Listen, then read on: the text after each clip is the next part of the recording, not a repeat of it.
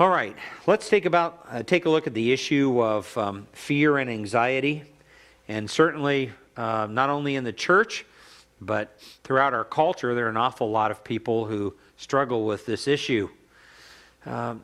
Really, when you look at this from a theological standpoint, it's not hard to establish the fact that fear and anxiety are part of living in a sin-cursed world. In fact, I'd like for you to take your Bible and let's go over to Genesis 3, and you'll notice some of the initial responses of Adam and Eve after they've sinned. It says in verse 7, "Then the eyes of both of them were opened, and they knew that they were naked, and they sewed fig leaves together and made themselves loin coverings." Part of the evidence of sin immediately shows up in their guilt, their shame, and their fear of God or someone else actually seeing them exposed, being so transparent. And then in verse 9 it says, "Then the Lord God called to the man and said to him, 'Where are you?' And he said, 'I heard the sound of thee in the garden, and I was afraid, because I was naked, so I hid myself.'" There's the effect. There's fear at work. I was afraid. This is right after sin has come into the world. And immediately there are these kind of responses to the presence of God and His holiness. So fear and anxiety, it's rather easy to establish from an exegetical point of view, is a part of the world in which we live because it is a sin-cursed world, because of our own depravity. We could say that fear and anxiety are a part of life. You may feel anxious before you take a test or you walk down an inner city street. These occasions of anxiety are useful. It can make you more alert and careful in what you do. It usually ends soon after you're out of the situation that caused it. But for many Christians, the anxiety does not go away, and it gets worse over time. They may have chest pains or nightmares. They may even be afraid to leave their home. These people have serious anxiety problems. Contemporary psychological medical sounding labels include, we'll call them panic disorders or phobias or generalized anxiety disorder or obsessive compulsive disorder or post-traumatic stress disorder, or there are others that can be associated with fear and worry and anxiety. So the world attempts to actually hang on these symptoms a label that makes it sound like the only possible cure has got to be some kind of medical cure. The only way you're going to be able to resolve this is by a physician paying attention to what's going on in your life. Maybe it's a malfunctioning amygdala, which is a part of your brain, a walnut-sized aspect of your brain that controls your dispositions. Maybe that's what is governing your fear. And so as a result of that, they label it with something that is somewhat medical sounding.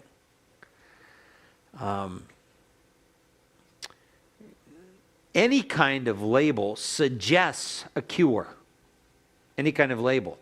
And in this particular case, these particular labels suggest that the cure is going to be through some kind of medicine, medicinally, or if not that, some kind of intensive behavioral type of therapy or conditioning to help a person until they get used to it. For example, back in the late 1970s and early 1980s, a lot of Vietnam veterans who came home from Vietnam associated quite frequently the sound of helicopters with danger. If the helicopters were swirling, they knew that the enemy was in the area and that there was danger around. And so when they came home, in essence, the world would say. They're already conditioned. So when they hear a helicopter, and maybe it's a medical helicopter or a business helicopter coming over a hill, all of a sudden they dive underneath the table, just like they did when they were in Vietnam, because they associated that particular sound of that helicopter with, it was part of their conditioned response, with fear, danger. And so as a result, their natural reaction is dive underneath the table. And maybe you've been conditioned in a similar way on certain things that you associate, not other people, but you associate with some kind of danger. Was there a question? Yes. I found when I was writing my paper, if you don't call a disorder like anorexic, you either call it sin or an issue. Is there another term? How do you deal with these things that there is a name for them, but we don't really want to call it by that name? Yeah, I think the answer is, how do you deal with the issues that are called by these worldly terms? And I think that the simple answer is, you try to use as best as possible biblically sounding labels instead of medically sounding labels. All right, what is a phobia? Well, it's a fear. That's what it is. It's a Greek word that has been transliterated into English, and we call it phobia. What is a panic disorder?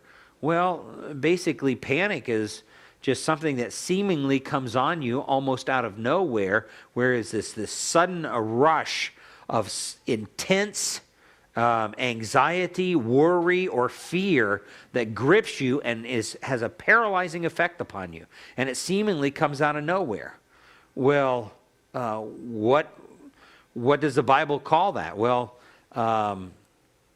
let's take a look at it. Let's go over it for a moment. Let's go to Proverbs. Proverbs talks about this in Proverbs chapter 3 and verse 25. He says, for those who really follow wisdom and are interested in doing what wisdom says, he says, then they no longer have to be afraid of sudden fear. Verse 25, do not be afraid of sudden fear. Proverbs 3:25. Nor of the onslaught of the wicked when it comes, for the Lord will be your confidence and will keep your foot from being caught. So our ultimate confidence is in the Lord. It's not as if the onslaught of the wicked is not going to come. He's just saying you don't have to be fearful of it. Or the sudden fear that suddenly grips you. Even though they're not coming, you still may suddenly feel fearful that they may. Maybe it's something that's triggered that. And there are certain things that do in our environments condition us. And we automatically associate that with something bad.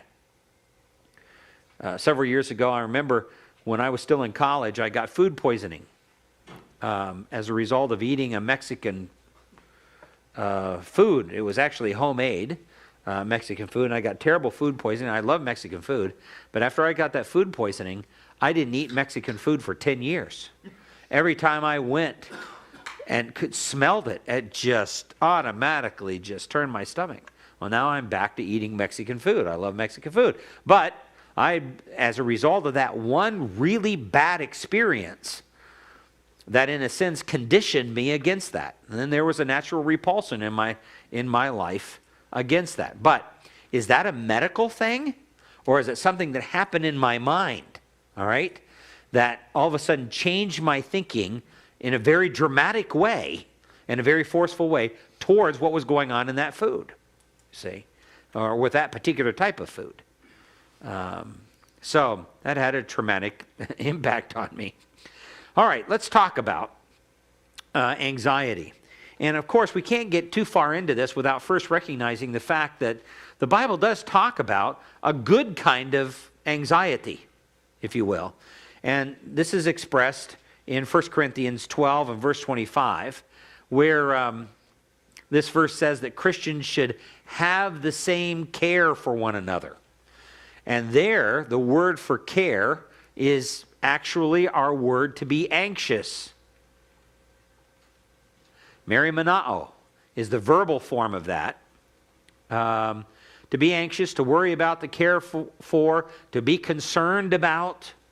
All right?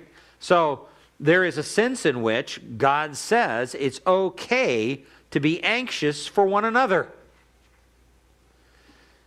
Now, all of a sudden, you're already getting a pretty good insight into what sinful anxiety is, because sinful anxiety is not really concerned about others. Sinful anxiety is concerned about self. All right? Me, what's going to happen to me? Am I going to pass this course? Am I going to get an A? Am I going to make it through seminary? Are any churches going to be interested in me? That can be a source of sinful anxiety. But when you have care for one another and you exercise concern and you're worried about them, so to speak, not in a hopeless sense, but you're really caring for them intensely, then that's a good kind. That's a good kind of concern or anxiety. There's a type of deep concern and care that believers can possess that is constructive, and it's not a sin. In that sense, that's a very righteous kind of anxiety. Scripture recognizes certain types of intense concern as being perfectly legitimate for Christians. And it's not a sinful anxiety. So there is such a thing as a godly concern. And in order for us to make a distinction, we'll probably call it that, only you could translate this, have the same anxiety for one another. It would be perfectly legitimate to do so. Only it's just that anxiety usually has such a connotation that it may carry with it a sinful connotation. So can you be so nervous about someone else that you're in sin? Yes. Again, even though it's about someone else, in this particular case, God's not in the picture. His control and His sovereignty is not there. And so it's like a mother who's concerned about her son or her daughter that's out on the LA freeways and driving for the first time. And so she sits at home and frets and worries and is full of anxious, worrisome thoughts about what could happen. They're not going to make it home. They're going to get into a crash. They're going to get killed. Yes. So in essence, that godly concern it's non-self-focusing. It's focusing on other people. Then there's some. It's not always okay, but that's kind of what we're called to. So it's really, again, not self, but it's others. I think that there is. I don't want to make that a hard and fast, because there is a personal concern that's not sinful.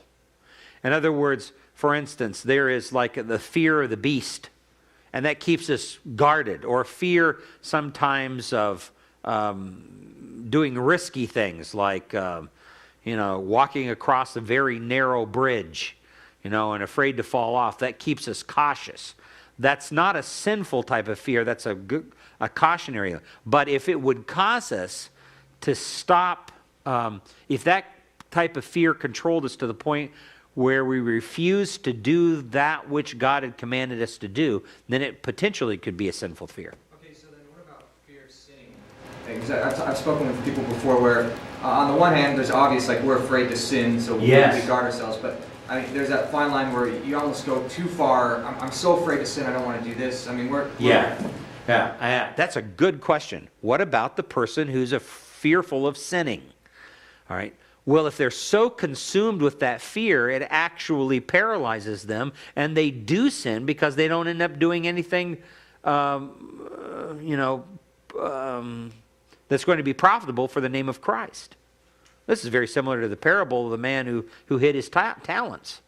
He was afraid he was going to lose them. All right, so he hid them, and the owner called him a wicked servant. All right, so in a similar way, I think we strain at a gnat and swallow a camel. Okay, we become so fearful about fear or fearful about sinning that it ends up paralyzing us. That's just as wrong too. No, if there's a godly kind of fear, that's not going to happen, and a godly kind of concern. Now there is an ungodly kind, and that's easy for us to think about here. In Philippians chapter 4 and verse 6, be anxious. Here's our same word, Mary Mana'o, which means for nothing. Be anxious for nothing, but in everything by prayer and supplication with thanksgiving, let your requests be made known unto God. Now, so there is a type of anxiety that is a destructive and sinful kind of anxiety. Oftentimes, context in the scriptures will help you to understand the difference between the two. So there is a destructive type. It's when this anxiety enslaves a believer with autonomic-like reactions and responses that biblical counseling is needed. When a person is extremely fearful, and as a result of that, it is, in a sense, had an effect upon them physiologically. A negative effect. Some people are fearful or anxious to the point where they begin to break out on the surface of their skin with colitis. Some people break out on their scalp with sores because they're so full of stress and worry. They haven't processed the events of their life very well. Or it may affect them physiologically where they have colitis all the time, which is nothing but a perpetual diarrhea. And there's no physical reason. They go to the doctor and have tests, and they don't understand why they have colitis all the time. There doesn't seem to be any physiological reason driving it, and oftentimes it can be a anxiety that is actually at the core of this. How they are processing life, how they deal with pressure and stress that comes up in their life. So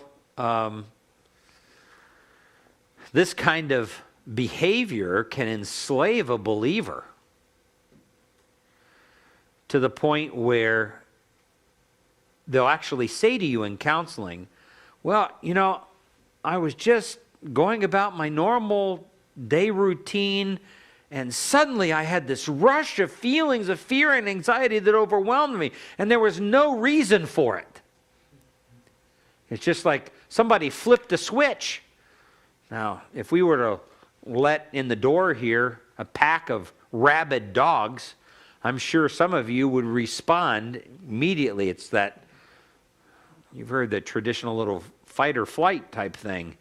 But that sensation that you would feel when those rabid dogs or a grizzly bear would walk through that door, that sensation of fear that you feel, some people feel, and there's no threat. All right? There's nothing around. You look in their environment, there's nothing at all that seems to threaten them. In fact, I want you to take your Bible and go over, when we're talking about this autonomic response, go over to the book of Proverbs. And go over to Proverbs chapter 26. Actually, it's this kind of, when this anxiety has enslaved a person, it becomes, what the Bible describes, this person becomes really a sluggard. Okay? That's part of the paralyzing effect.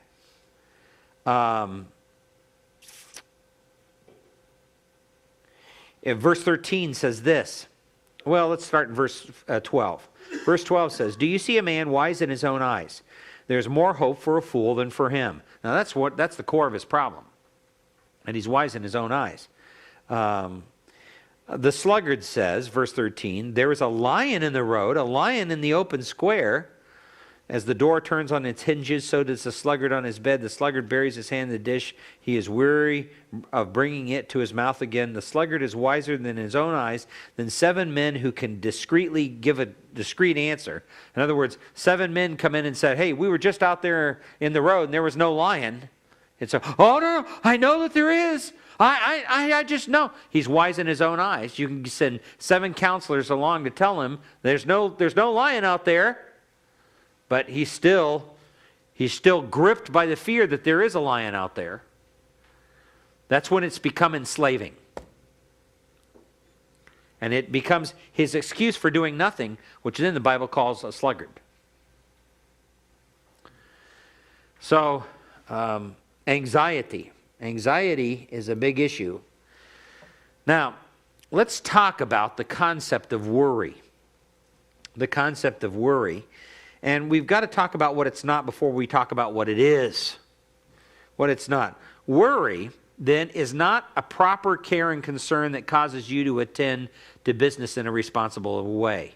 That's the type that we talked about in terms of godly concern that we saw in 1 Corinthians 12:25. No. This is not that kind of thing. What is it? Well, in 2 Corinthians 11:28, it says, apart from such external things, Paul says, there is the daily pressure on me of concern for all the churches.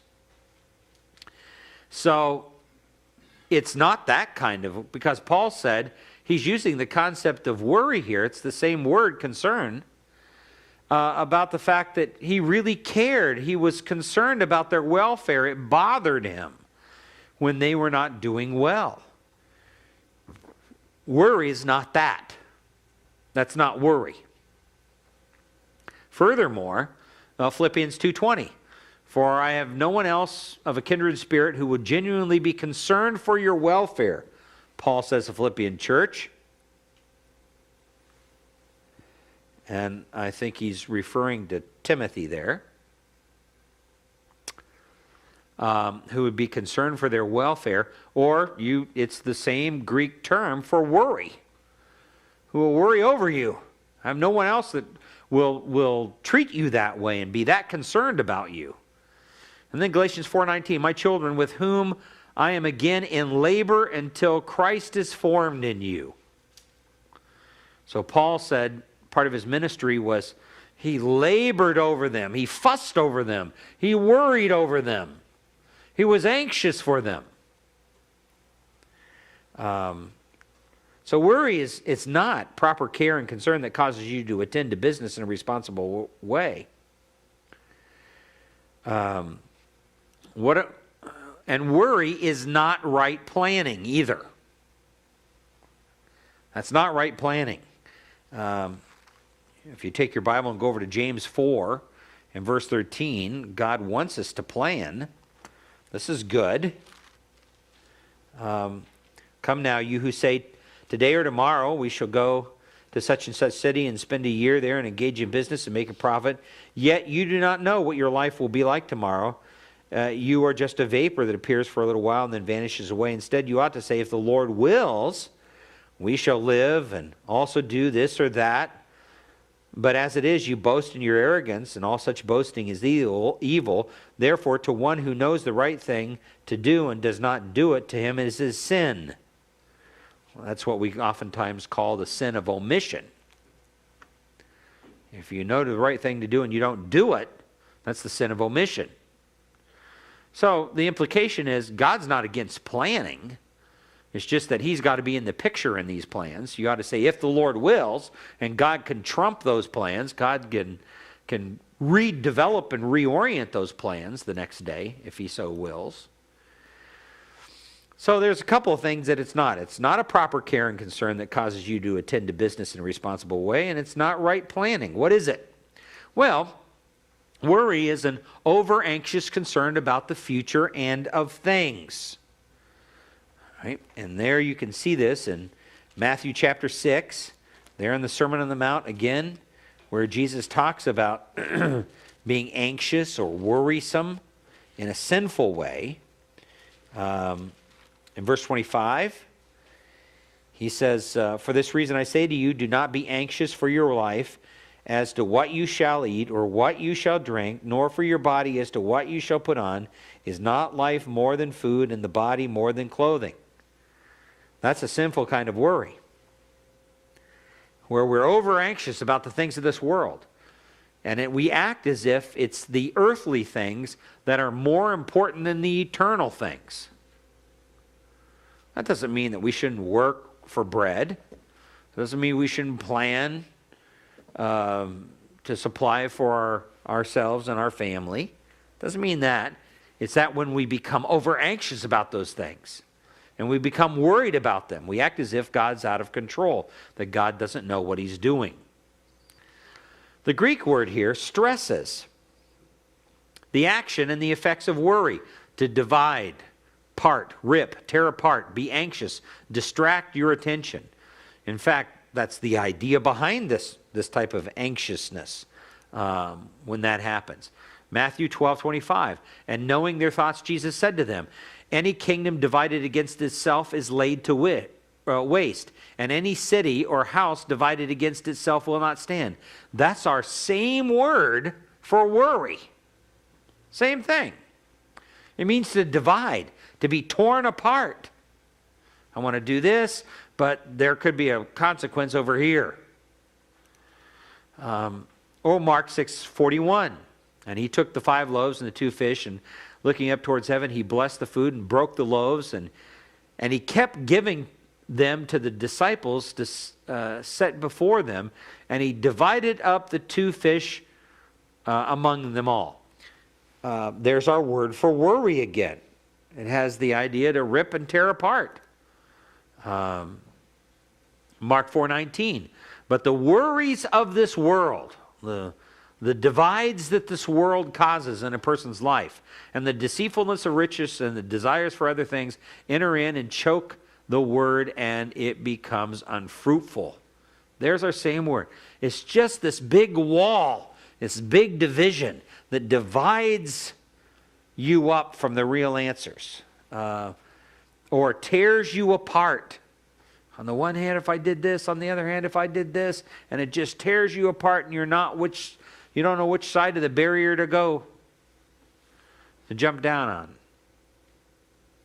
So worry is this ripping apart and desiring to be anxious, distraction. All right, let's explain this a little bit. Concern then becomes worry and therefore sin when, and notice these characteristics, thoughts are focused on changing the future. Now, the reason why this is sin is we don't control the future. Going back to the Sermon on the Mount, Jesus talks about this. Matthew 6:34, therefore do not be anxious for tomorrow will take care of itself. Each day has enough trouble of its own. The only thing that you need to be concerned about is today. That doesn't mean you don't plan for the future, but you don't try to control it either. I can't control the future. You can't control the future. The sooner you realize that, the better off you are. There are a lot of people who believe that they can. You know, they save and they invest and they save, and only to have somebody later on embezzle all that they've done. It's totally out of their control. When you're focused on changing the future, you can't. That's out of your control. What is in your control is the here and now. That's what's in your control. Your thoughts become unproductive. People who worry get into downward spirals in their thinking. And the more that they think about it, and the more that they think about it, and the more the tighter that spiral gets. And the more futile their thoughts are. Their thoughts are unproductive.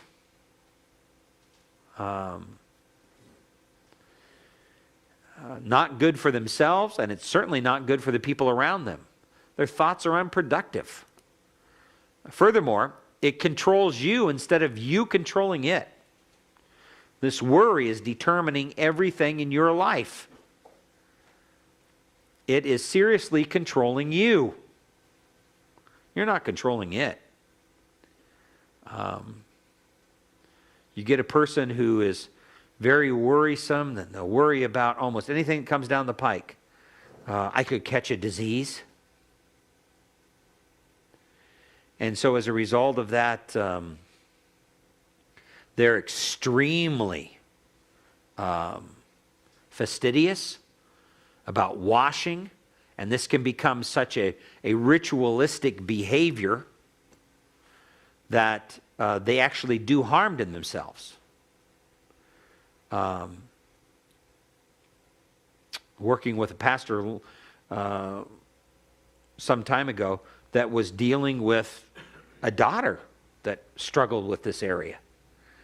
And the daughter kept washing herself so much with soaps and so on that her skin was beginning to crack and to bleed.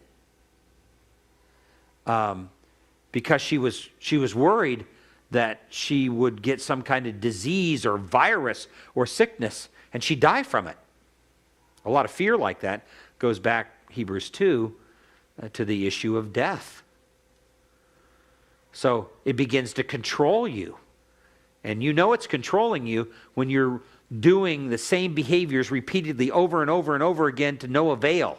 It's not profiting anything. In fact, some of the behaviors actually become destructive. So, furthermore, it causes you to neglect other responsibilities and relationships.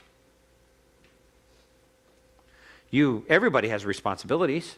Everybody has relationships. And we have certain God-given responsibilities to certain people in those relationships. And when we become neglectful of those, then worry really is a very dominant issue. It's a sinful issue in our lives. It can damage your body. And we're going to talk about that a little bit more in a few moments, about what can happen as a result of damaging your body. Your blood pressure and your heart rate increases to the point where, if it's a chronic condition, you actually do. There are some people who have worried themselves into strokes or worried themselves into heart attacks. It ends up damaging your body. You can lose hope instead of finding answers. The more you succumb to this habitual pattern of worry, the less hope you have. You can actually stop functioning. And this is where worry ultimately has had this paralyzing effect upon a person, where they just stop doing what they need to do. So we would say this, that concern focuses on God and others. Worry focuses on self-centered issues. That's one of the characteristics of sinful worry. It focuses on self-centered issues. And anytime you ever counsel a person like this, you'll find they're just so intensely turned in upon themselves. So, it focuses on self-centered issues. Well, why is worry wrong? Well, let's take a look at Matthew chapter 6, verses 21 through 34. We're going to go back to that passage there in the Sermon on the Mount, which is a marvelous treatise on the whole issue of anxiety and worry. And one of the first things we find out is that worry is unproductive. We've hinted at this already. Why? Well, verse 27 says that it accomplishes nothing. And which of you, by being anxious, can add a single cubit to his lifespan? And by the way,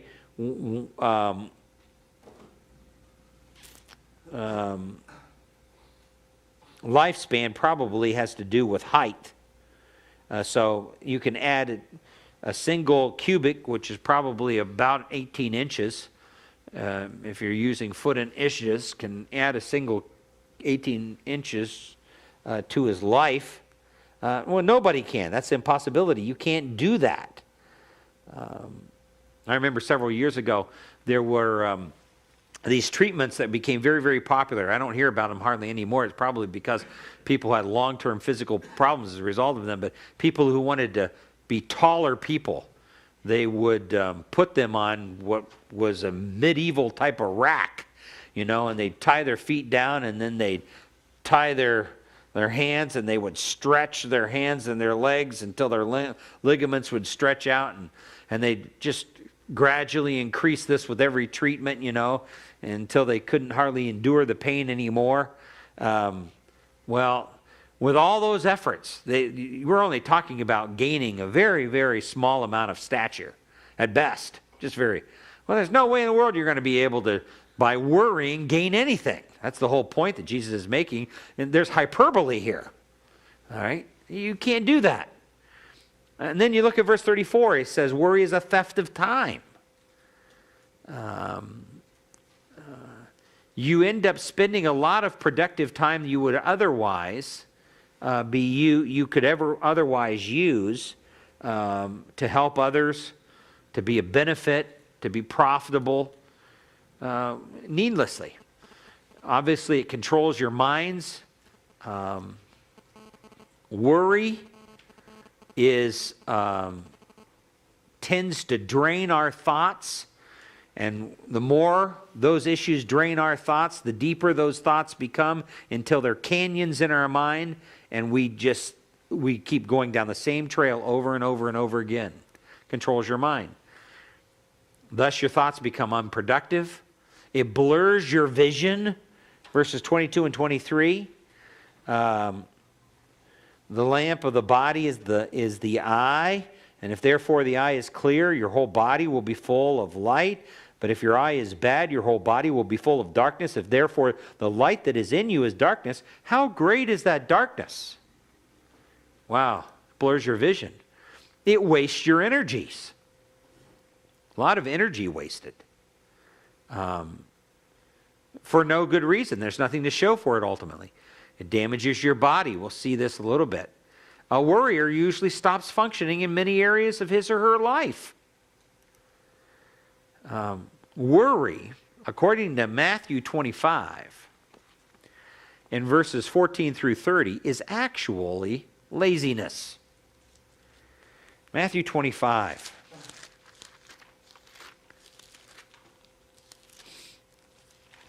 Here is the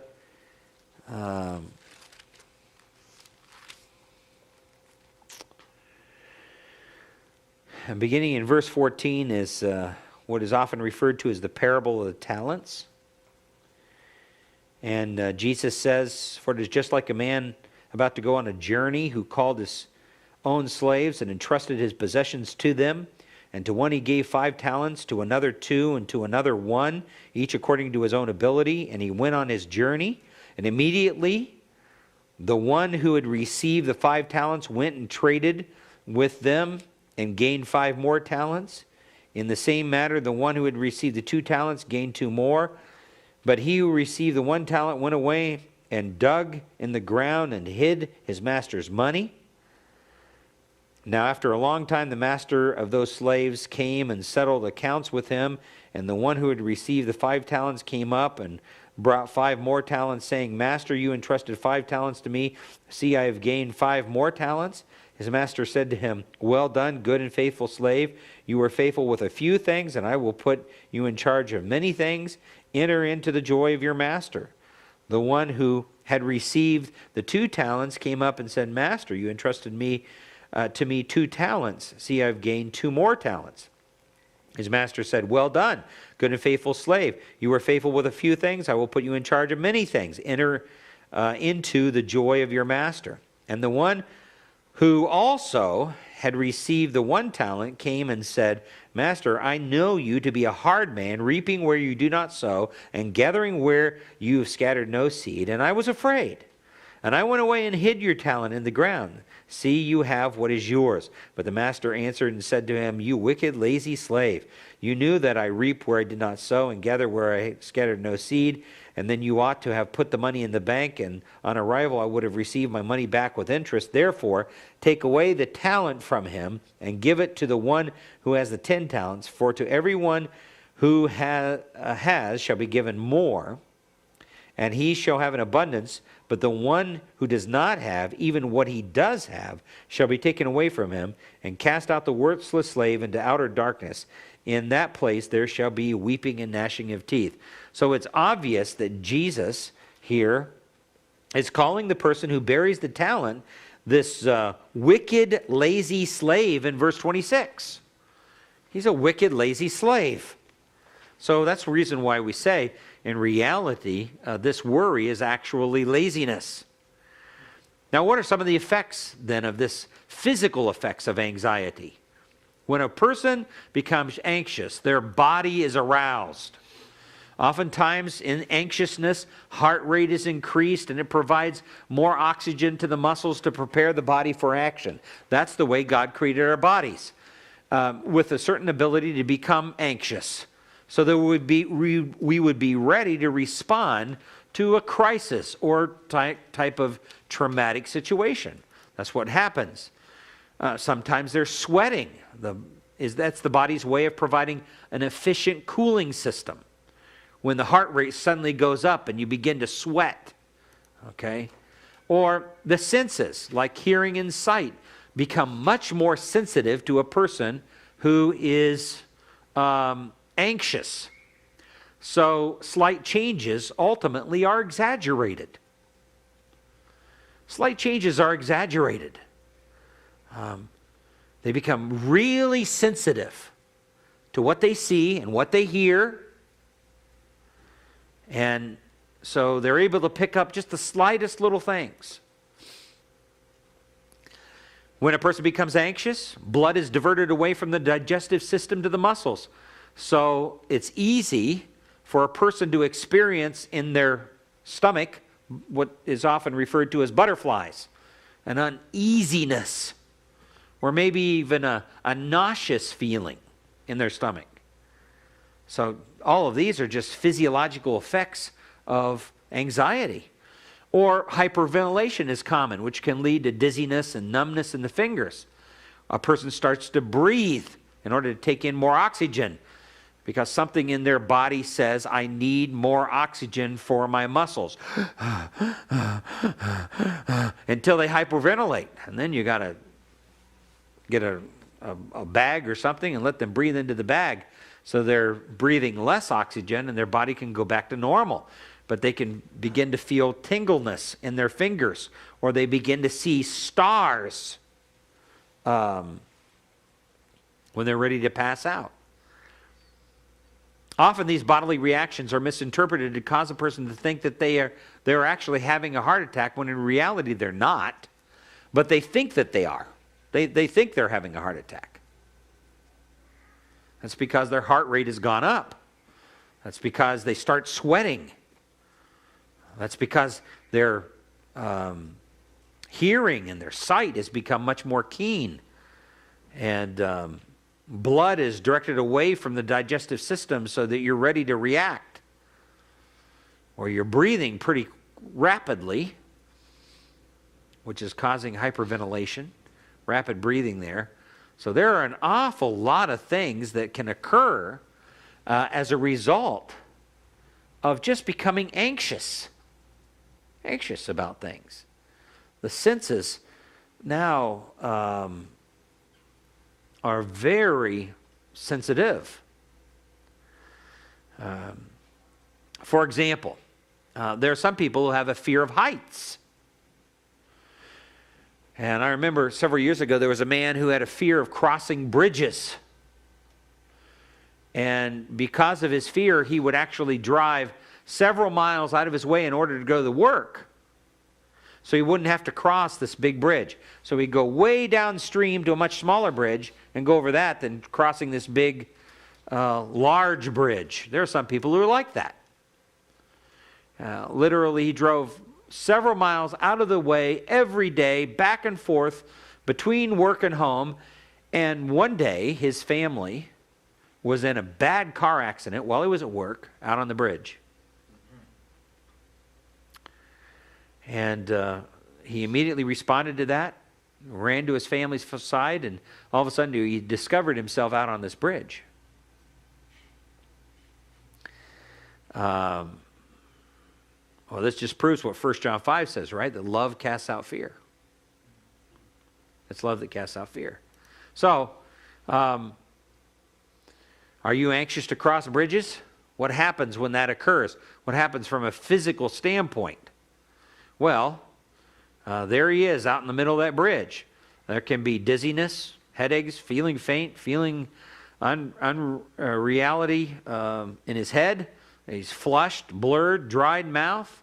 There's tightness in his throat, difficulty of swallowing, a neck and shoulder tension, the heart's pounding, the chest pain, tightness in the chest, shortness of breath, hyperventilation, feeling of nausea.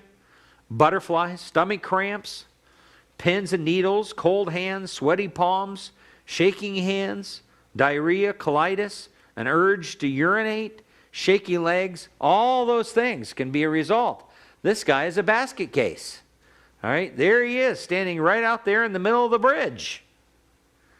All right, all of those things can occur. So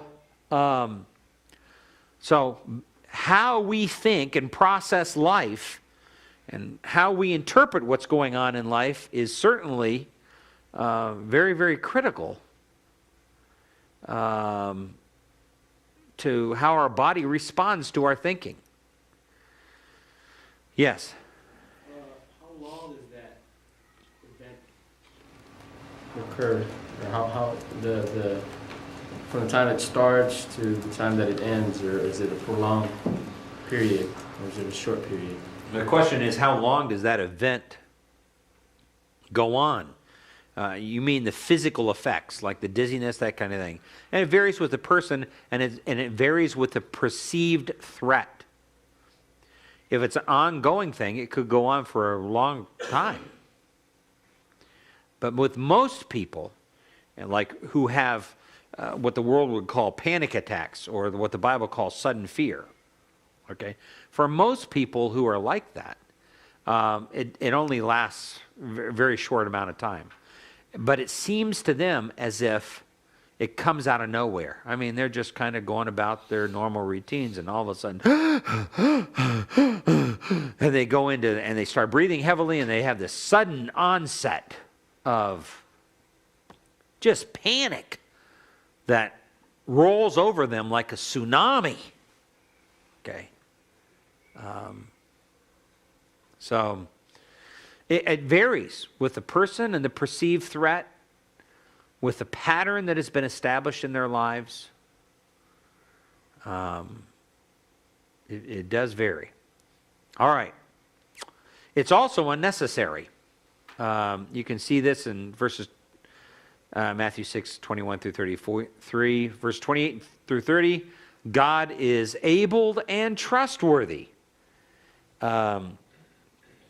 Jesus says, and why are you anxious about clothing? Observe how the lilies of the field grow. They do not toil, nor do they spin. Yet I tell you that even Solomon in all of his glory was not clothed himself like one of these. But if God so arrays the grass of the field, which is alive today and tomorrow is thrown into the furnace, will he not much more do for you, O men of little faith? Well, yeah. God's concerned, verse 26 says. Look at the birds of the air. They don't sow, neither do they reap, nor gather into barns, and yet your Father feeds them. Are you not worth much more than they? So worry, we could say this, is really unbelief. It's unbelief in what God has done. So it's unnecessary. Furthermore, it's unbecoming. When we worry, we act like unbelievers. It shows our love of this world and of its things. That's what unbelievers do. The unbelievers love the world, the things of this world, and love the people of this world more than they love God and eternal things. It focuses on what a person does not have. A person doesn't have. Do not be anxious. Verse 31 says, then saying, what shall we eat, or what shall we drink, with what shall we clothe ourselves? We're focusing on what we don't have, not what God has provided. It focuses on earthly values and not eternal values. So verse 25 says, for this reason I say to you, do not be anxious for your life as to what you shall eat or what you shall drink, or your body as to what you shall put on. Is not life more than food, and body more than clothing? So it focuses on earthly values. D, then it focuses on the gift and not the giver. What do I gain or lose here? I'm worried about what I gain or lose. Furthermore, you have no hope. There's a loss of of sight of God and His sovereignty. Worry, then, in final analysis, is really idolatry. In verse 24, he says, "No man can serve two masters. Either he will hate the one and love the other, or he will hold to the one and despise the other. You cannot serve God and mammon." You can't do that. So it's actually a form of idolatry. That's worry. Now, if we were to take a look at an explanation of it, there are actually 12 things here, and then we'll take a break. Well, how do we examine ourselves or examine our counselees? We can ask questions like this. Is there anything that you are presently anxious about? Or recall the last 5 times that you were fearful. Explain the situation that was involved. What was your thinking for each of those situations? And number 2, and how did you respond to your anxieties? What did you do or not do? What were the results of being sinfully anxious? How were you not trusting God? Or what have you done about those things, the situation or anxiety since? What kinds of things typically contribute to your anxiety? What sins do you tend to commit due to anxiety? Do you lie? Do you fail to do what God wants you to do? Are you irresponsible? Do you choose not to think of others or to love others?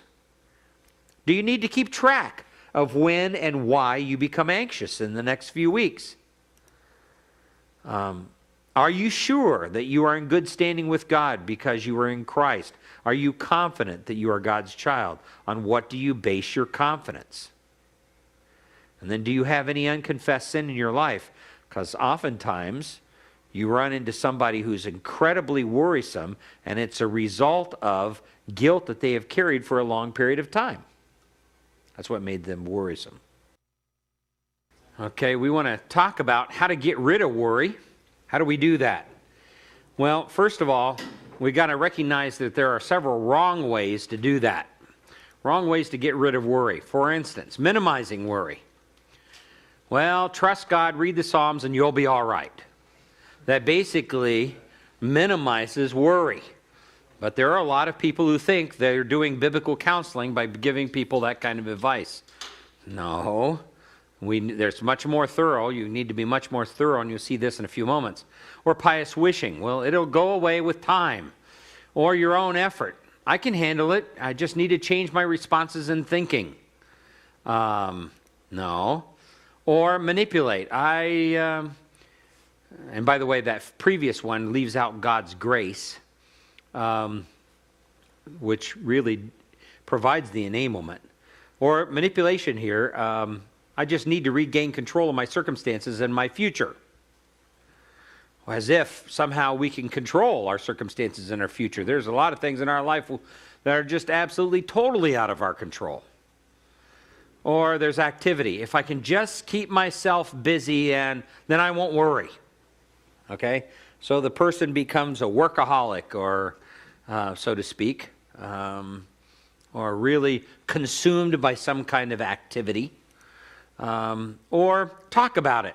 I'll feel better if I can have a cathartic discussion with my counselor. No, that's not a good way to deal with worry. Just talking it out until you feel better. No, that's the what about Bob approach. Or wrong praying. Lord, take away my demon of fear and anxiety. Deliver me now. All right. Usually a person who prays like that wants instant deliverance. Instant type of deliverance is called theophostic kind of counseling, where God just will ultimately and instantly change you. Now, we're not saying that God can't do that. God could do that, and maybe on occasion will do that. But that is not the rule. That is the exception to the rule. This instantaneous change. That's wrong praying about it. Those are all wrong ways in terms of getting rid of worry. Well, how do I get rid of it? Well, this is where Matthew 6:33 and Philippians 4:6-9 come in. There's a wonderful framework in dealing with anxiety in both of those cases. For example, in Matthew 6:33, it says, but seek first his kingdom and his righteousness, and all these other things will be added unto you. So our focus is not earthly, primarily, and you've got to work on this with your counselees. Our focus is eternal, seeking his kingdom and the priorities of his kingdom. That's what is important. Then let's go over to Philippians chapter 4, verses 6 through 9. Philippians 4, verses 6 through 9.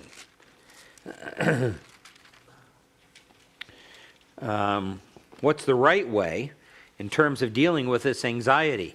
Well, verses 6 and 7, first of all, we find out there's got to be the right kind of praying. Verse 6 says,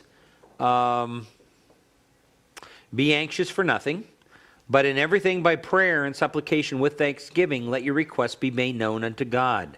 And the peace of God, which surpasses all comprehension, shall guard your hearts and your minds in Christ Jesus. So there is right praying. What does that involve? Well, that involves to recognize and confess worry as sin. It's wrong. And it's a sinful aspect of my life. Confession is the beginning of serious change in the Christian life. In other words, when I confess, I agree with God about whatever it is that problem that I'm facing. In this case, it's worry. Secondly, we thank God for his goal in trials and problems. And his goal is to perfect us. We thank God for that goal. He says, with thanksgiving, verse 6 says, let your requests be made known unto God. So God's goal in this is good for me. And I acknowledge that God wants to do good in me. I acknowledge that. There's no problem. That's his goal. And then ask specific requests about what's going on. Well, I have a fear of this person or of this event happening or this particular environment. And I tend to worry and I tend to be consumed about this. Then you get into specific prayer requests. And then it is right praying when you can get your counselee to pray right about it that will help to develop right thinking. Verse 8. Finally, brethren, whatever is true, whatever is honorable, whatever is right, whatever is pure, whatever is lovely, whatever is good repute, if there is any excellence, and if there is anything worthy of praise, let your mind dwell on these things. Set your mind down upon them. All right? Now, this parallels, you can see the little cross reference here in Isaiah chapter 26 and verse 3. And there the prophet Isaiah writes, the steadfast of mind thou wilt keep in perfect peace because he trusts in thee. The steadfast mind, the mind that's confident in what God is doing, thou wilt keep in perfect peace. So our mind has got to be rooted in him. So remind yourself of God's bounteous provision. That's good thoughts. That's honorable, true thoughts, right thoughts, pure thoughts. Develop a think list. All right? Things that I'm going to choose to think about that match this, all of these qualifications. The things that are true, honorable, right, pure, lovely, of good repute. If there's anything excellent, I'm going to think on those things. What does that list consist of? And then there's biblical planning. God wants us to plan, but of course, as James 4 says, we ought to say, well, if it's the Lord's will, I'm going to do this or that or whatever, but there's biblical planning. And then begin to look, first of all, thinking through this carefully, begin to look for the real solutions to the problem.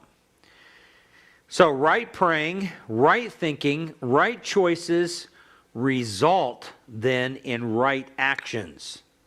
Okay? That's what's going to happen when we're doing it the right way. What's the right action? Verse 9 says, not only do we think on these things, but the things that you have learned and received and heard and seen in me, practice these things, and the God of peace shall be with you. So there's the right action. So you have to redirect faith in self or other people to ultimately faith in God. That's what needs to be there. To redirect faith in self or other people into faith in God. Rehearse. 1 Corinthians 10:13. There is no temptation taken you except for what is common to man. And God is faithful. He will not allow you to be tempted above what you're able, but with that temptation, He will always provide a way to stand up under it or a way to escape it. That's God's promises. So putting on right praying, right thinking, right choices, and right acting ultimately puts off worry. Now, just real quickly, there are some possible homework assignments that could be given here. For example, used very successfully, Trusting God, and the extended title on that is Trusting God Even When Life Hurts by Jerry Bridges. It's just a very excellent thing that helps a lay man or woman in a non-technical, theological way understand the biblical concept of God's sovereignty, protection, and provision. What is God doing in life? Trusting God Even When Life Hurts. Or there's John MacArthur's book called Anxiety Attacked. What is it that causes such anxious, fearful thoughts?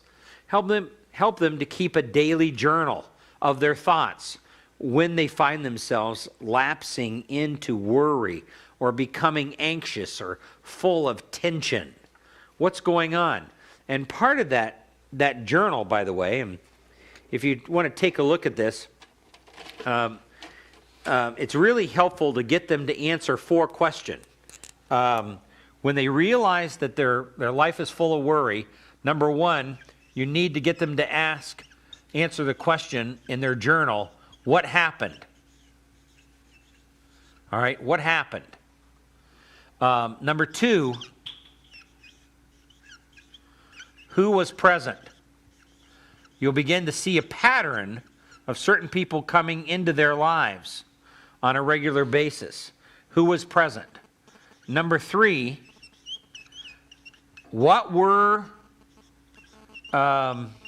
you thinking,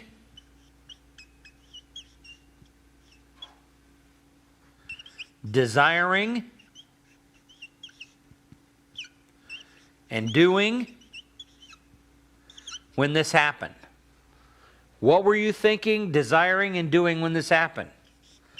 And then 4th, the last one, how does God want you to think,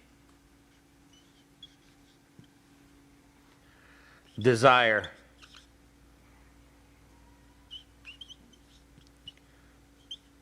or act?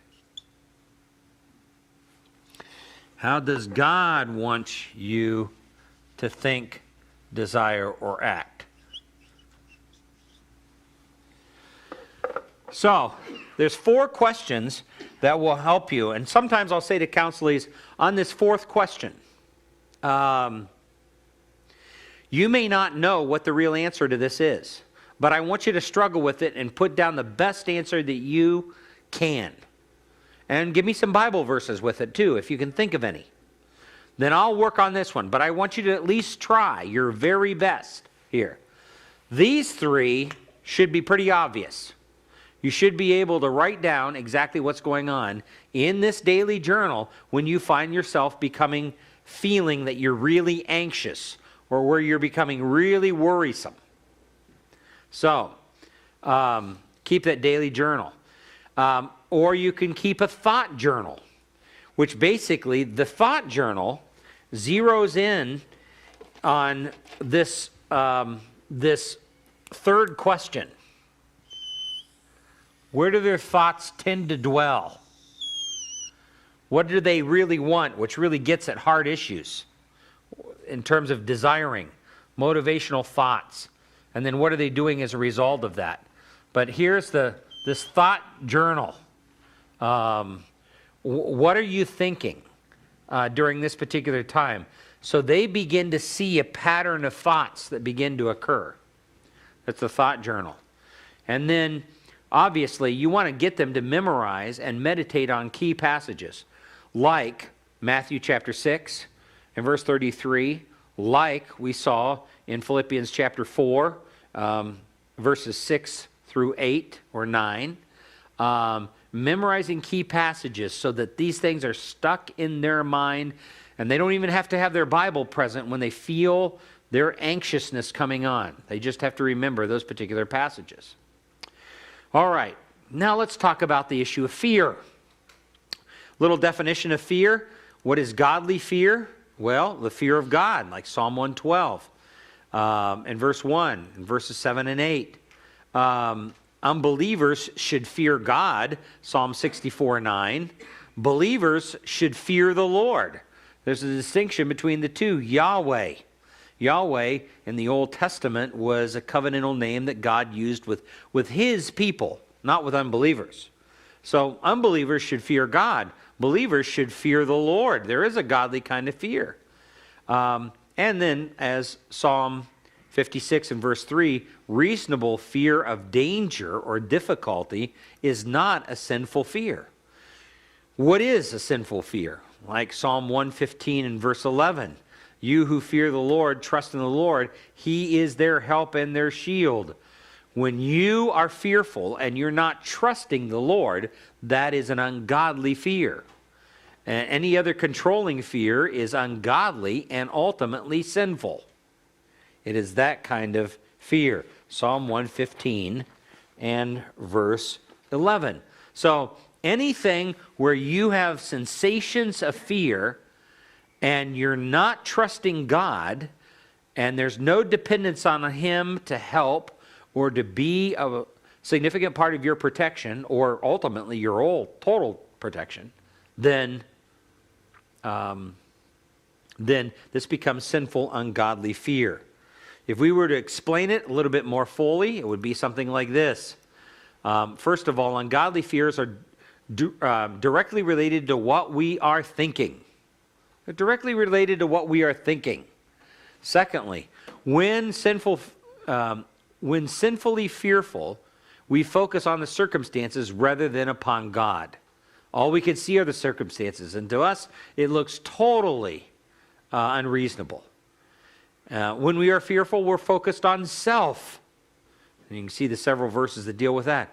Or when we are engaged in ungodly fear, we are fearing something else more than we fear God. We fear losing our job. We fear not having enough money at the end of the month to pay all of our bills. We fear not getting the promotion that we deserve. There's a lot of things that we can fear. So all those things are key, and there's a few more as well. What are things that we may fear more than God on the one side, and the things that we may want more than God? Like we fear man more than we fear God. Or we fear man's approval. We want their approval. We desire it, which is a heart type issue, more than we want God, want or love Him. Or back onto things. We fear unwanted circumstances.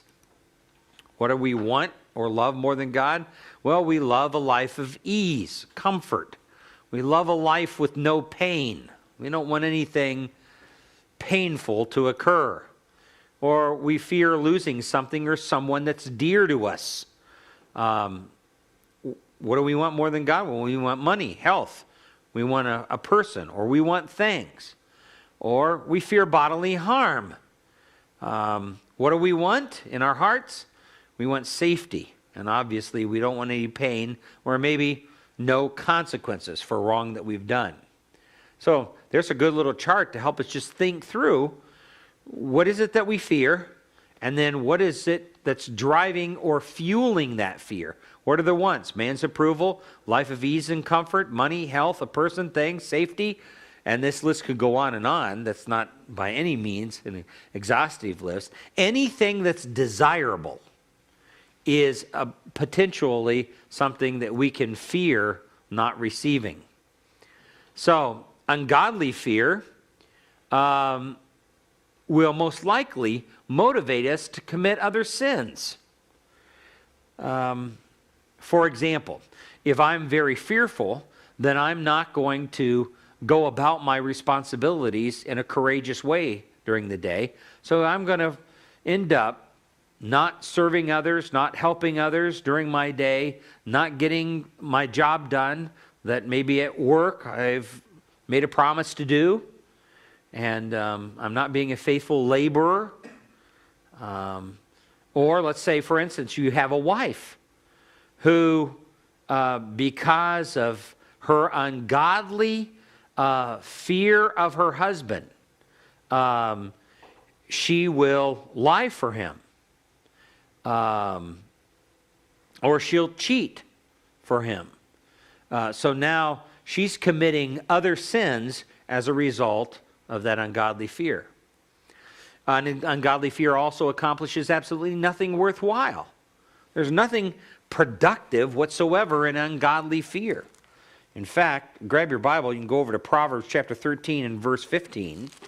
Proverbs 13:15, that says, good understanding produces favor, but the way of the treacherous is hard.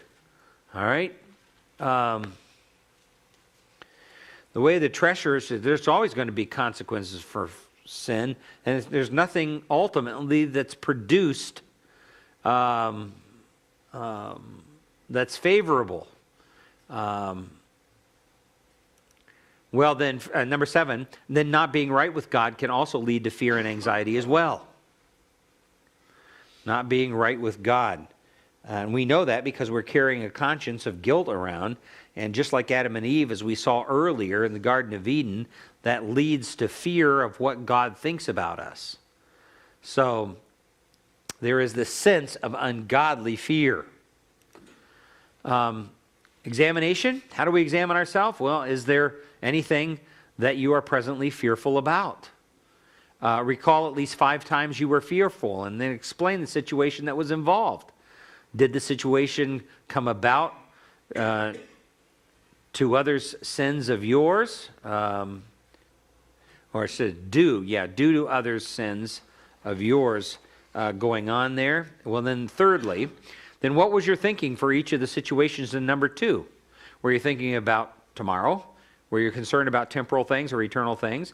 Was your focus on unfounded possibilities? What were you fearing more than God? How were you focused? On self? Or not loving others? Where's the focus? These are great questions. Then fourth, how did you respond to your fear? What did you not do? It's a good question. How did you respond to fear? And what did you not do? Well then, what were the results? Then number 5, of being sinfully fearful. If you were sinfully fearful, what were the results? How were you not trusting God? What have you done about those things, those situations, or those fears since then? What kinds of things typically contribute to your anxiety or your fear? What sins do you tend to commit due to your fear or anxiety? Do you lie? Do you fail to do what God wants? Are you irresponsible? Do you choose not to think of others or love or think of others or love others? How do you deal with that? I'll never forget, I had a guy who was a counselee several years ago who had some of the worst panic attacks of anybody I've ever seen. And he was the type of guy who would be driving along the freeway and he would absolutely freeze up. It would seemingly come on him out of nowhere, and it would be all he could do to pull his car over to the side of the freeway, and he would remain frozen, his fingers frozen to the steering wheel until somebody came along and rescued him. And he could sit there for hours until a patrol officer or until his wife found him or a friend found him. And then they'd have to They had to take him and they'd have to peel his fingers away from the steering wheel, literally pick him up out of the car and put him in another vehicle in order to take him home. That's how panic attacks so gripped his life. And the things that really contributed to it, he was on several different medications in order to try to deal with this. He had been seeing a psychiatrist, and he had recently been saved, and gloriously so. He was a real committed Christian, and he was one of these very zealous Christians, but he still had terrible, terrible panic attacks. And it was interesting that his mother, during the time that he was growing up, was really big into witchcraft. She had been, they had lived in Mexico for several years, and somehow there in Mexico she had gotten involved in witchcraft. And his mother was not a believer, but later on he became a believer. And he still had these terrible, terrible panic attacks from stuff that had been a part of his past. Well, what was it? Sometimes, it's interesting, we can become so conditioned to certain things in our environment that unnoticeable things trigger these panic-like reactions. A smell, or a particular sight or color, or a sensation, or a series of thoughts can trigger some of these things, and they'll come on very, very quickly. In this particular guy's life, one of the things that big time fueled his fearful, anxious thoughts was there was no concept of a sovereign protection of God in his life. He actually believed that God was somewhat, almost like an opus theist today, at the mercy of the circumstances of this life. And God is in the process of continually reacting to it too. For him to grasp the concept of a sovereign God in control of his life was radical in terms of change of his thinking, especially given his background with his mother and witchcraft and those kind of things, where witchcraft posits the idea that God is an actual being but is no more powerful than the forces of darkness, and so there's this cosmic standoff between the forces of darkness and the forces of good and those kind of things. Yes? How long did it take to work with him through that? About 6 months. It took about 6 months to work him through that real thoroughly. And that must have been 15 years ago. And I still see him every now and then. He is still a part of our home church, and he eventually, it was real interesting, he became an elder in our church.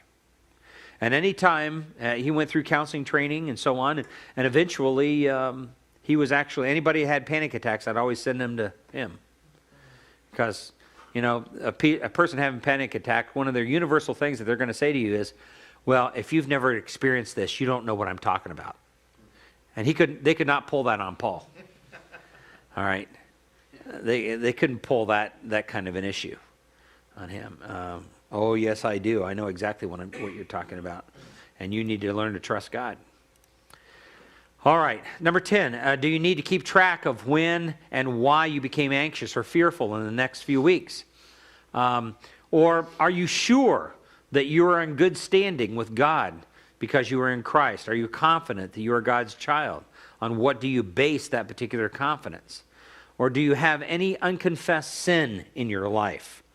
That's a real critical issue, because unconfessed sin, as we talked about before, can really fuel fear and anxiety.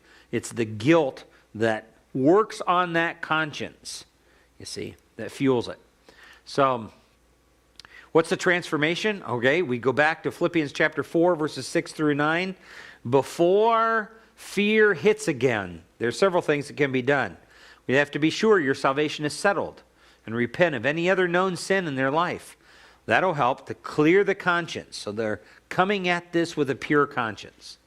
Or confess and repent of your sins of ungodly fear to God and others, whom you fear may have or your fear may have affected. If it affects your husband or your wife or your children or your friends or your people at work or the people at church, it's time to confess that and ask their forgiveness for allowing this thing to control you. So, and then ask God to work in this area of your life and to help you to put full effort towards change. 2 Corinthians 9:8. Full effort towards change. And then determine right thoughts and actions to combat the ones that you usually have. You can see your answers above. Make your thoughts thankful, hopeful, trusting, loving. Include scripture with them. Try to put your thoughts in prayer form. And then it's good for you as a counselor to be able to review a lot of those prayers once they're written out, so that so you make sure that they're praying the right things. They're not praying with the wrong motives, or they're not praying with the wrong thoughts, because prayers reveal their theology, whether it's good theology or bad theology. Prayer reveals their theology. Well, so then, what are fearful thoughts in comparison to the thankful, hopeful, trusting, and loving thoughts? What are they? Well, fearful thoughts are, oh no, I just know this plane is going to crash. I can't do this. I don't want to die. Thankful, hopeful, trusting, and loving thoughts say, thank you, Lord, that I'm in your hands. I am just as safe up here as I am on the ground. You're in control of all things. I can trust you to help me with whatever happens. So this is something that John Madden doesn't know. Some of you know John Madden doesn't fly on airplanes. He has this, when he goes around to announce football games, he travels in one of these big buses. He'd far rather travel in a bus than travel. He's very, very fearful. He's a big guy, loves football, and yet fearful of flying. What's another fearful thought? My job is ending soon, and I don't have another one yet. What am I going to do? We're going to be in the poorhouse. What are the thankful, hopeful, trusting, and loving thoughts? Well, I thank you, Lord, that you know our needs. I will do all I can to find another job, but I know that you will help us through whatever happens. Please help me find another job. You are in control of all things, and I will trust you and be content with what you provide. I'll do that. Or the fearful thoughts. If I confront her sin, she is going to get really angry, and I don't know what else she will do, but it'll be really bad. Well, what are the thankful, hopeful, trusting, and loving thoughts? Well, if I confront her, she may get angry, but I will endure it in order to do what you want, Lord. I ask you to help her to respond well, and I will trust you with the outcome. Now, in facing fearful situations, this is the way you really deliberately need to get your counselees to write out these things. On the one hand, here's what I would normally think. On the other hand, this is what I need to think that are new thoughts, that are patterned after good theology. Well, then, memorize, some helpful verses to help you renew your mind. Memorize some helpful verses. Do a study of God's sovereignty, which is very helpful. Again, that was very helpful to our friend who had the terrible panic attacks. Do a study of God's sufficient grace and help in times of trouble. Increase your fear of God. Study, pray, and commit to love God with all your heart. Be alert and ready to use self-control and do battle with your thoughts in terms of trying to overcome this sinful tendency towards fear. Well, what about all that is what you can do before.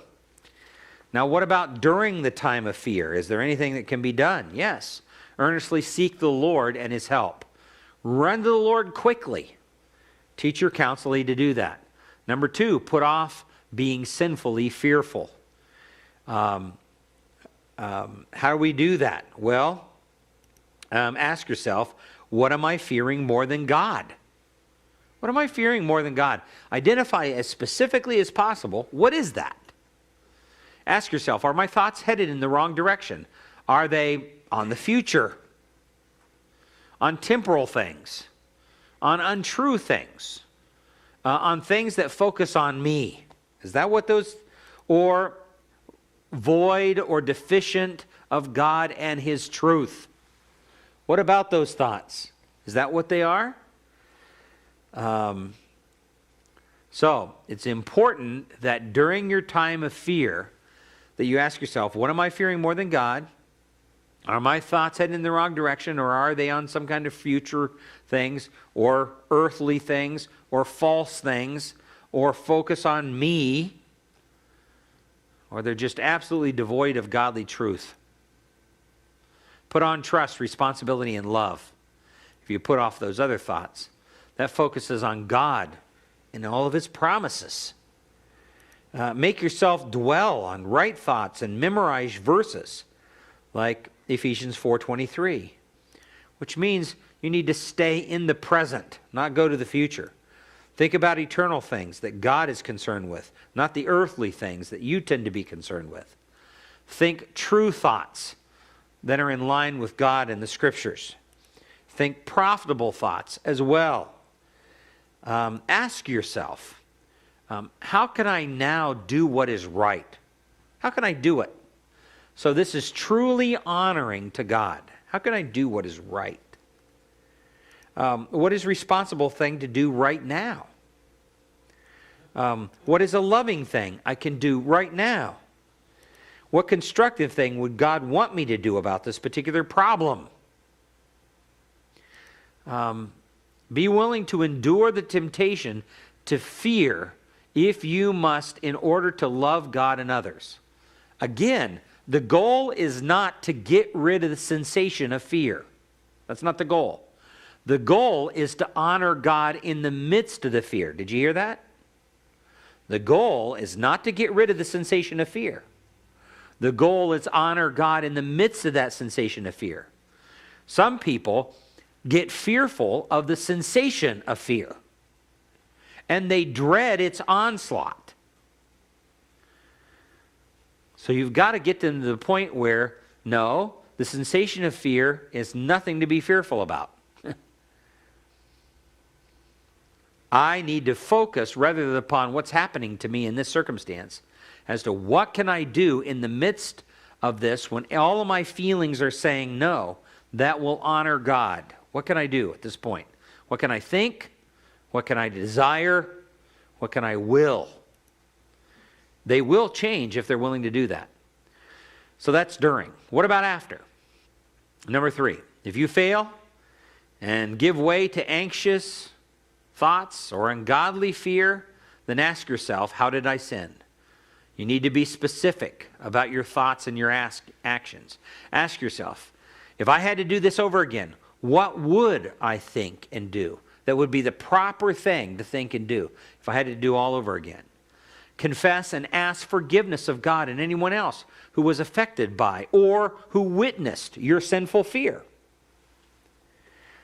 Make sure that confession is as precise as can be about what is going on in your thinking, in your desires, in your actions, and how it is. All those things have been formative in terms of your overall attitudes.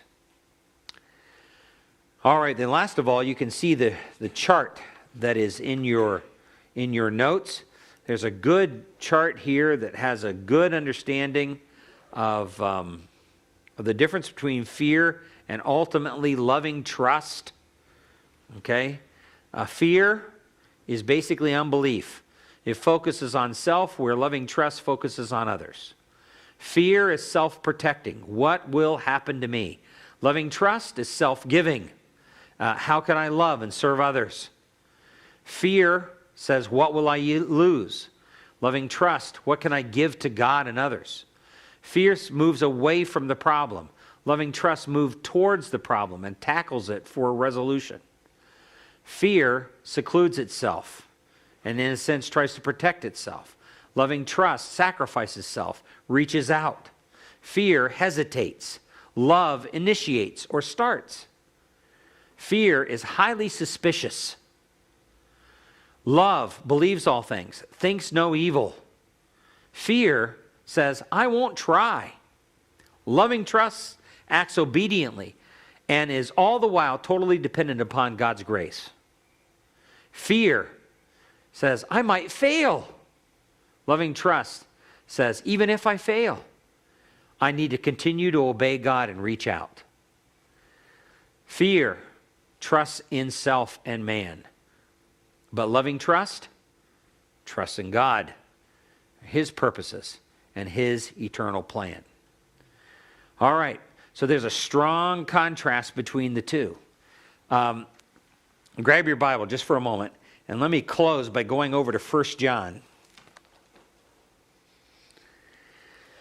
Chapter 4 and verse 18.